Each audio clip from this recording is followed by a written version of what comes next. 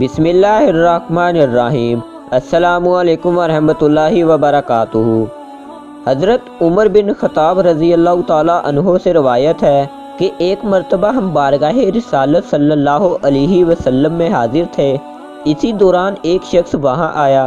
اس نے انتہائی سفید کپڑے پہن رکھے تھے۔ اس کے بال انتہائی سیاہ تھے، یعنی اس کے وجود پر سفر سے آنے کا کوئی نشان موجود نہیں تھا۔ نیز وہ مدینہ منورہ کا رہنے والا بھی نہیں تھا، کیونکہ ہم میں سے کوئی بھی اس سے واقف نہیں تھا۔ وہ شخص آ کر نبی اکرم صلی اللہ علیہ وسلم کے پاس بیٹھ گیا اور عرض کی، اے محمد صلی اللہ علیہ وسلم، مجھے اسلام کے بارے میں بتائیں۔ نبی اکرم صلی اللہ علیہ وسلم نے جواب دیا، اسلام یہ ہے کہ تم اس بات کی گواہی دو کہ اللہ تعالیٰ کے سوا کوئی اور عبادت کے لائق نہیں، اور بے شک حضرت محمد صلی اللہ علیہ وآلہ وسلم اللہ تعالیٰ کے رسول ہیں۔ تم نماز ادا کرو، زکوٰۃ دو، رمضان کے روزے رکھو، اور اگر مالی طاقت رکھتے ہو تو حج کر لو۔ وہ شخص بولا، آپ نے سچ کہا۔ اس شخص نے دوسرا سوال کیا، حضور علیہ السلام مجھے ایمان کے بارے میں بتائیں۔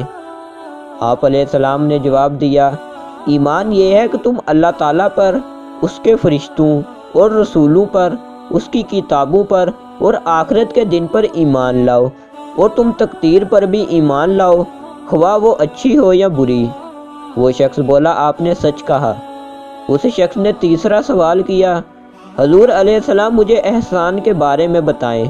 آپ علیہ السلام نے فرمایا، احسان یہ ہے کہ تم اللہ تعالیٰ کی اس طرح عبادت کرو گویا تم اسے دیکھ رہے ہو، اور اگر تم اسے نہیں دیکھ سکتے تو بہرحال وہ تمہیں دیکھ رہا ہے۔ اسی شخص نے چوتھا سوال کیا، حضور علیہ السلام مجھے قیامت کے وقت کے بارے میں بتا دیں۔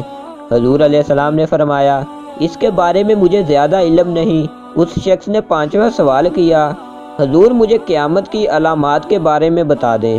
حضور علیہ السلام نے فرمایا، قیامت کی چند علامات یہ ہیں، کنیز اپنے آقا کو پیدا کرے گی، اور ننگے پاؤں، ننگے تن، غریب اور بکریوں کے چرواہے ایک دوسرے کے مقابلے میں بلند عمارات قائم کرنے لگیں گے۔ حضرت عمر رضی اللہ تعالیٰ عنہ فرماتے ہیں، پھر وہ شخص چلا گیا۔ کچھ دیر بعد نبی اکرم صلی اللہ علیہ وسلم نے مجھ سے کہا، اے عمر، کیا تم جانتے ہو کہ یہ سوال کرنے والا شخص کون تھا؟ میں نے عرض کی، اللہ اور اس کا رسول زیادہ بہتر جانتے ہیں۔ تو آپ صلی اللہ علیہ وسلم نے فرمایا، یہ جبرائیل علیہ السلام تھے جو تمہیں دین سکھانے کے لیے آئے تھے۔